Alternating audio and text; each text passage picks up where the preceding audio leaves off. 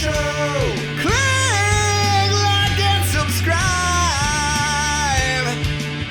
So watch our show and get notified. We're recording. You're all squiggly. You're all giggly. You did it wrong. Shit. Good evening, Parents Hello. Night In fans. Why are we doing this to people again? I don't know. Hello. These poor people did not pay for this kind of show. Kelly, they don't pay for the show at all. It's free. It's free.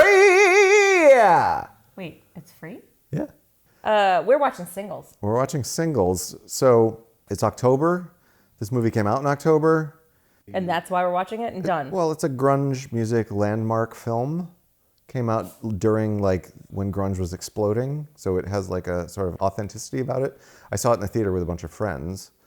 I think it was the night that I temporarily broke up with my high school girlfriend. So it was... You were full of angst. I was full of angst. So basically you were full of angst. I was single. You were full of angst. You were single. And you wanted to watch a movie about full of angst singles in an angst-ridden time and an angst-ridden city with a soundtrack of angst-ridden music. Yes, music that I was just getting into at the time, too. I had just bought Soundgarden's Bad Motorfinger, the two Alice in Chains albums that were out at that point. You must have walked out of that movie theater feeling like a ton of bricks. Why? Or like I maybe... felt like Superman coming out of this. Oh, yeah? Yeah, it was the music I was getting into. I didn't know if moment. the weight of the angst was going to weigh No. down. I was very optimistic, actually, because my relationship at that point was not a very healthy one, so I was getting out of it. And then eventually we got back together and it was much better. Until you didn't end up marrying her and married me instead. Yay! Okay, Kermit. I was like, okay, I'm moving on. This feels good. And this movie, it was like a good match for my mindset at that point. I've never seen this whole movie. You've never seen this whole movie? Nope. We tried to watch it once. Yes, we did. And what happened? And my DVD player ate the DVD. You've heard of VCRs eating tapes. Yeah. I had never heard of a DVD player eating a disc. It just stopped halfway through the movie and couldn't never open opened it. again. We probably could have. Did we jam it open and get the movie out? It was only If we did, it was much later. Yeah, it was one of those like crappy $20 Walmart ones, and like, yeah, he was like, "This is gonna be so good. I think you're really gonna like this movie. Chris Cornell's in it." And blah, blah.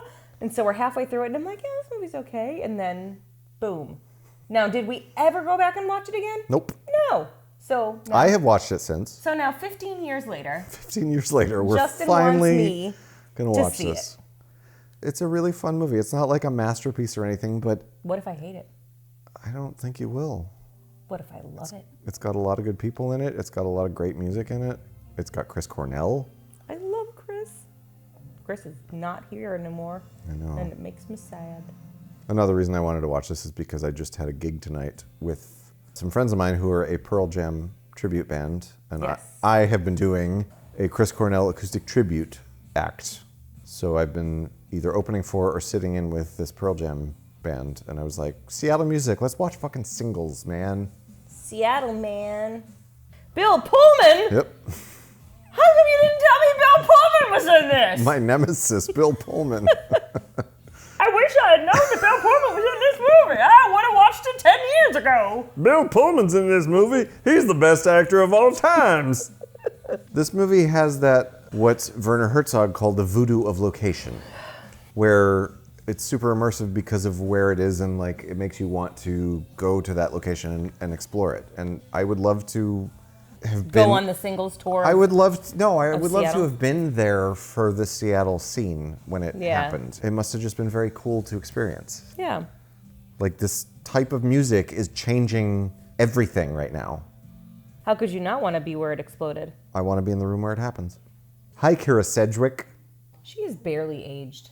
Well, that's what happens when you're with Kevin Bacon. He's barely aged. Oh, I don't know. Have you seen Kevin Bacon recently?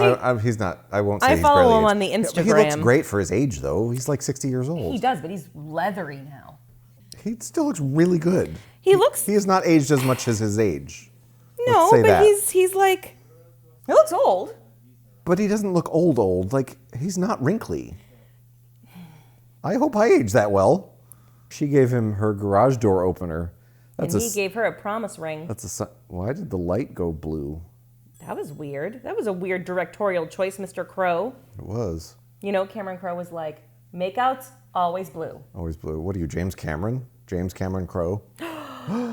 1 degree of separation. Or is it 3? I don't know. I don't know. Separation. How many? I don't know. Wow. Who's that lady? Her friend and coworker. Oh, I meant the actress. No idea. Gretchen Flaversham, I believe is her name. Are you sure it's not Frederica Bimmel? I'm Frederica Bimmel. I live in Seattle. I'm not the same Frederica Bimmel that died. We just have the same name. I'm a different Frederica Bimmel.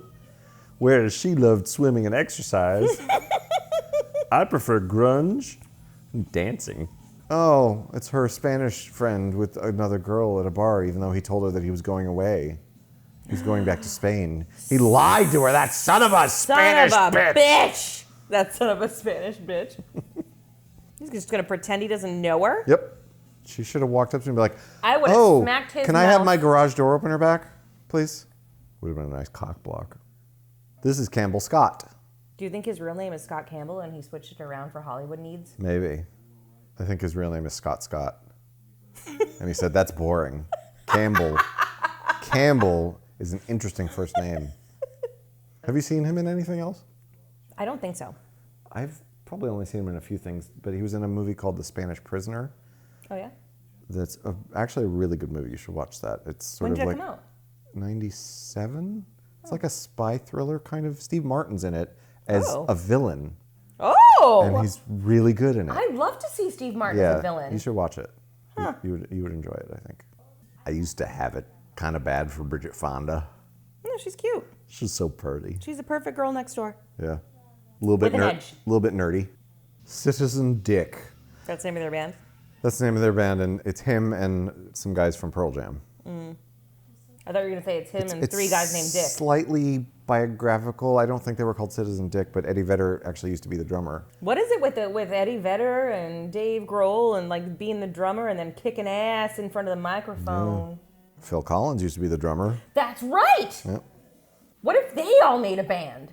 Phil Collins, Eddie Vedder, and Dave Grohl? That would be a really cool supergroup. It would, except they'd all play drums and sing. Dave plays guitar. It would be a little boring. Dave plays guitar. So does Eddie. No, they'd have to all play drums. What would you call them? Pearl Jam Foo. Fujamasis. Fujamasis. So Bridget Fonda's super into Matt Dillon and wants it to be like a serious relationship. And he's like, yeah, music is my thing. I can't be serious right now, bro. Pretty much every young lady goes through that moment in her life. Yep. She's with a guy who clearly doesn't care about her, and she's like, no, he loves me. He loves me. Why hasn't he called? He hasn't called me in a week. Oh, he sent me a message. He must love me. We're getting married. Go get my dress and bouquet. Don't forget my garter. I need to throw it at the groom. I just had a visual of a woman ripping off a garter and chucking it at the groom's face. That doesn't happen, does it? No, it doesn't. I know. I'm not clear on the rules about the garter. It's very confusing to me. No one ever read me the rules. Do you know who that is? Is that Chris? No. It looks like Chris, though. It really When does. I saw this, I thought that was Chris Cornell. I don't know who it is. That mime is loud. It's a very loud mime. He screams a lot for a mime. He's not very good at his job. You didn't recognize him? Nope. Eric Stoltz. Really? Yep. Yeah, now I see it. Yeah. But yeah, totally at the time, I was like, Chris Cornell's playing a mime. Yeah, it looked just like him. It did. He had that exact same facial hair back Yeah, then. it's crazy. Alice in Chains, man. Like, I want to go to this fucking club when Alice in Chains and Soundgarden were playing at it. So It must at have been this amazing. point in Alice in Chains' career, were they very clearly Alice in Chains, or were they in their real life career this new? No. They were Alice in Chains. But Oh, okay. They were just sort of playing a new band, They were playing themselves, but like, but not stadium Alice in Chains. yeah. Like, they were still just about to get national Alice in Chains. I So think. when we watched this in 2005, I was not that familiar with Alice in Chains stuff yet. Yeah. So now this means more to me than it did then. They were great for Few albums, and then Lane Staley just self-destructed. I love their harmonies. Yeah. It's one of those great bands with an excellent lead singer and a great guitarist backup singer who is good enough to have been the lead singer but isn't. It's like System of a Down. Yeah. Where like Darren and Serge. Oh, God, they're such a good pair. Yeah. You split them apart. They're not as good. Well, Darren's really good. Darren is still really good because Stars on Broadway was amazing. Darren is clearly the brains of the operation. But Right. Darren is the glue. Serge is like the sprinkles. yeah. He's like the glitter. Oh, That- yeah, that lady. I have no idea what her name is to She's this got day. such a look. She does. And she was in a ton of different things in the 90s. What is her name in the movie? Oh, in the movie? Yeah. Sheila, I want to say. Debbie? Debbie. Sheila Kelly is her actual name. Oh. That's weird. That is weird. Maybe you did know and you forgot. I probably saw it in the credits and it was Osmosis. Ooh, she released a book called The S Factor, Strip Workouts for Every Woman. Strip workouts.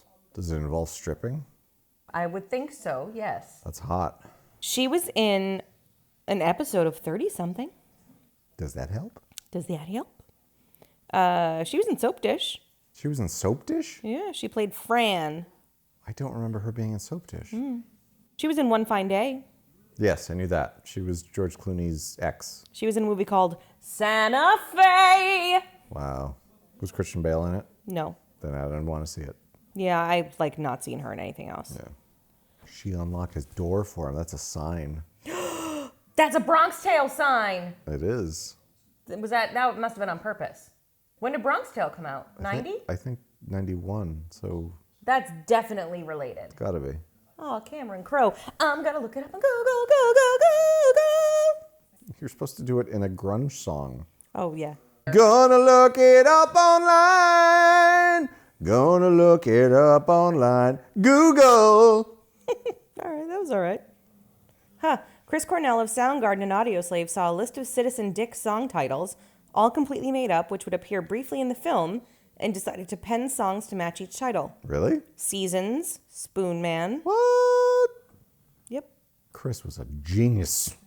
The band refused to do playback and performed live on set. Thank you, Alice Cheney. Wow. What? Alice Cheney? I was gonna Thank say, you, Alice Cheney, daughter of Dick No, Cheney, I the was gonna former say, vice president. Thanks, Alice Chains. That's something like a grandmother would say. Do you know that band, Alice Chains? I bought you the cassette tape for Christmas. A proposed alternative title for this film is Come As You Are. Oh. Interestingly, Nirvana is the one major grunge band that does not appear in the film in any form. There's no songs of theirs. Want to know what's weird? What? I was just reading trivia about that. They were supposed to contribute, and they Oh, backed they were? out. Why? Cameron Crowe wanted to use Imodium. He thought the song really belonged to the movie. They were working towards Imodium? it. Crowe sent them a video cassette when Kurt Cobain was in Hawaii. Crowe told Rolling Stone in 2017 that he later heard that Cobain went to the premiere. Wait, so why did they back out? It doesn't say. That's weird. I thought it would tell me. In the... I guess because they were too big by then. They were like, fuck that, we don't have time for this. Yeah, maybe. The other three were just getting big, so they were like, yeah, this is awesome. The single's soundtrack was released 3 months before the film. It's not that uncommon. The really. purpose was to churn the waters for people to know that there was a movie. Yeah. Since that style of music was getting so big, it was like, wait, there's a whole movie about this? Right. It's The Cult. I say like and dancing. Oh, Glenn. Oh, Glenn. Glenn came up at the show tonight, actually. Oh, yeah? Did you tell them that you have someone that can do some Glenn covers if they want them? I did. You did? Somebody mentioned Glenn Danzig, I think, because there was one table that was really rowdy, and maybe it was the drummer was like, we should do some Danzig. I was like, I will fucking absolutely get up there and do some Danzig. I do a pretty good Glenn Danzig. But then I said, someday, when my wife is at one of these shows, we're going to get her drunk, and she's going to do her Glenn Danzig impression because it's unfucking real. Yeah! What are you drinking? I'm drinking Diablo. El Diablo. Diablo Cabernet Sauvignon. I am drinking Vitamin C Brewing. What is this one called? The Grass is Always Greener, I think. Yet another juicy IPA. Earlier, I was drinking one called Au Jus. God, remember that shit? Waiting around for someone to call you? Yeah, that sucks. Thank God those days are over. Yeah. No, I don't even have to try. Now you won't stop calling me. Justin, take out the trash. Justin, wash the floors. I'm like, God damn it, woman. Fucking enjoying the 1 minute of quiet I have in my life. What's Bridget Fonda up to these days? No idea. She related to Henry? Yeah, she's one of the Fondas. Is she Jane's daughter? No, I don't think so. I forget who's... Is Jane related to Henry? Yes. Okay. I think Jane is Henry's daughter. Henry and Peter were brothers? The last thing Bridget Fonda did was played the Snow Queen in a TV miniseries called The Snow Queen in 2002. Looks Really? an awful lot like Elsa, That was the last thing she was in? according to IMDb. That's crazy. What's she been doing? Look, she's Elsa in 2002. Well, Frozen... Disney? Kelly, Frozen is based on like an No! old folktale.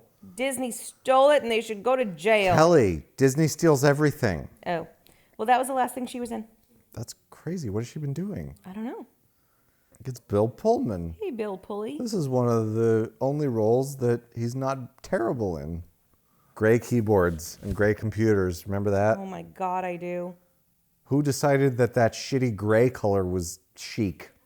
It was awful. I remember how impressed I was when computers started to be black. Yeah. And I was like, that looks so slick. That's so much cooler. Yeah. How cool is that? And it's so smart too because God, those gray ones, the keyboards, remember how gross They would used get to look? stained. Yeah, they were looked just so they gross. They would turn brown. Oh, like vomit gross. Yeah. Blech. It was awful.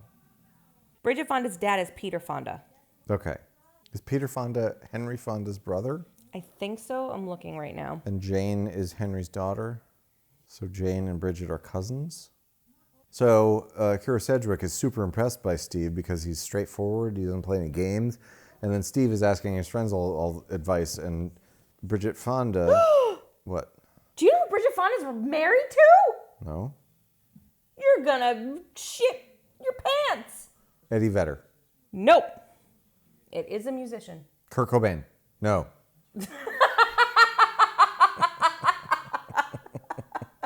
That did not deserve to be funny. Why I'm laughing. Is it a musician I like? It's a musician you like, but it's not the kind of musician you're thinking of. Like a film scorer? Yes. You're never gonna believe it. It's not Danny Elfman, is it? Yes. What? How did you even guess that? I don't know. That was the first one that popped in my head. Yep. It contributed to her retirement long- from acting. They got married in 2003. She spent time helping him raise his children from a previous relationship, and then she had a son in 2005. And Wow. she's maintained a very low profile since. And their kid that they had together regularly walks the red carpet with his dad.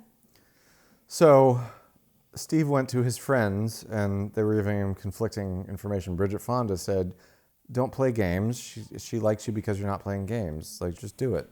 And everyone else is like, no, you have to play the game. You have to wait Oh, God. a certain amount of days. Young people are so stupid. Yeah, they are. So he waited 4 days to call her, like an idiot. And then you do the thing where you're like, well, then I'm not going to talk to him because he waited so long to call. And then Yep. 6 days go by. I once accidentally waited 13 days to call a girl. Accidentally? What accident happened that made you wait 13 days? Did you break a hip? No.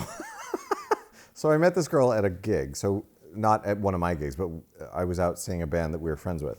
So we hit it off, and I was like, oh, I'll call you. And then a few days later, I had a blind date. So I was like, well, I don't want to call someone and then go to the blind. I don't know why I had this rule in my head. So I didn't call her before the blind date. The blind date didn't go well anyway. And then by the time that was over, I had completely forgot. I was like, oh shit, I meant to call her. Fuck. So I finally called her, and she was clearly not happy that I waited that long. Yeah. And I never saw her again. I can't remember if damn it. in PNI world, I've told the story about the time that a guy called me 3 weeks later on a Sunday morning just to give me shit to say that I told you I'd call. Because That was when you were driving home from my apartment, wasn't it? Yes, it was. Yeah. No, it wasn't like that, people. We weren't dating yet. No, we weren't dating, but you had crashed there because we were all drunk. Yeah, I was extremely hungover, Yeah. and I was on my way home, totally in love with Justin undercover because I Undercover, wasn't yes. allowed to be. Well, the feeling was more than mutual. But I had this glow. I was like, I can hang out with shots, and I think got he to likes stay at me. his place. I'm pretty sure his girlfriend's gonna murder me. And then my phone rang, and I was like, hello? He's like, oh, hey, it's me, remember? From the bar. We made out 3 weeks ago, and we never saw each other again. And I was like, okay. He's like, oh, I told you I'd call. And I was like, all right, hi. And he was just kind of like, oh, like, am I going to see you the next time the band comes? No. And I was like, I don't know. And he was like, okay. And then it was just like lots of awkward silence because he had nothing planned beyond told you I'd call. Yeah. Smart. Have a game plan, dumbass. Yeah. What kind of video is it supposed to be? A dating video. Oh, she's versatile. She can fly and smoke. She can fly and be slutty. She can be awkward and sexy. I know a lot of women like that, actually. Yourself? Yeah, I've been there. I've been to both of those towns. And there's Eddie. Jeff Ament. Oh my God, Eddie's a baby. Yep. And Stone Gossard. That's his real name? Apparently. That's a great name. His parents were like, we're going to name this kid Stone Gossard, and he's going to be one of the founders of the most important rock music that's ever happened. Stone Gossard. So he's there at the Boob Doctor? He took her to the Boob Doctor. Boob Doctors! That should have been a band. 1, 2, booby stand before you. Bill Pullman's a butt. What? Doesn't he grope her? No. You know what? Good for Bill. Good for Bill. He's a nice Good man. for Bill being a He's a thoroughly decent man. Oh no, he talks her out of it, right? Yes. That's right.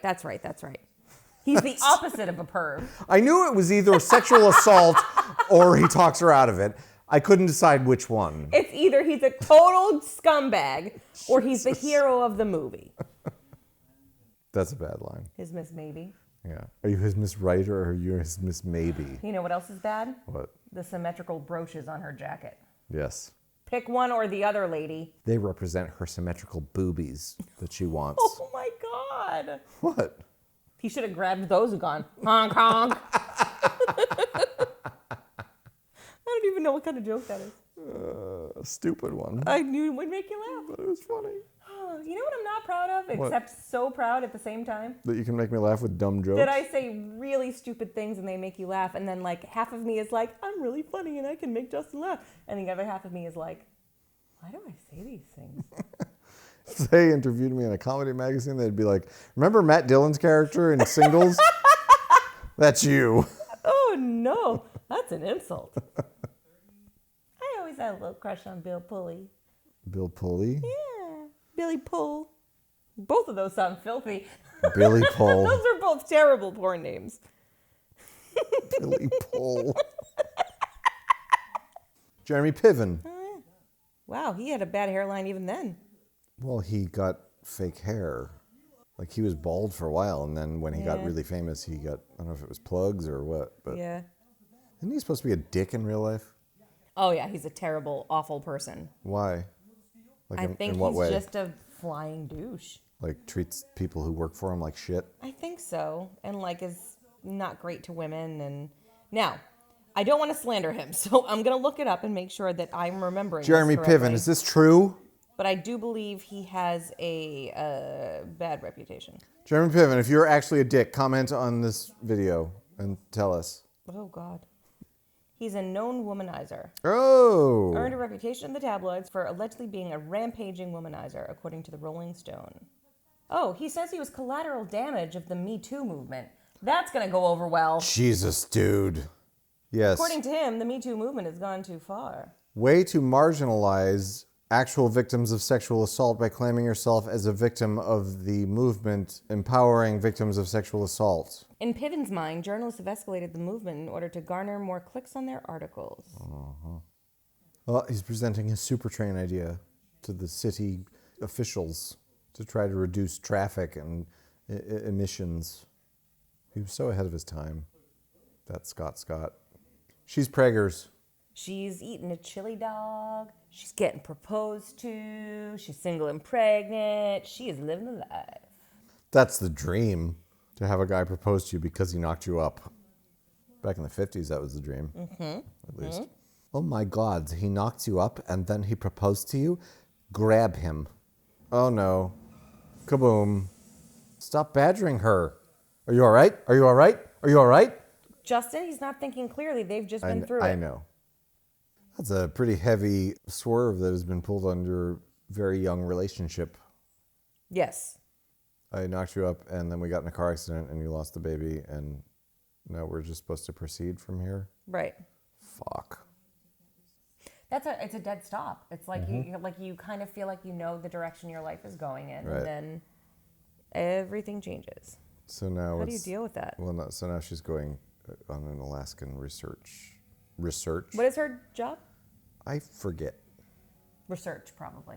Greenpeace type thing, environmental research. I think he put a cute. stereo system in her car.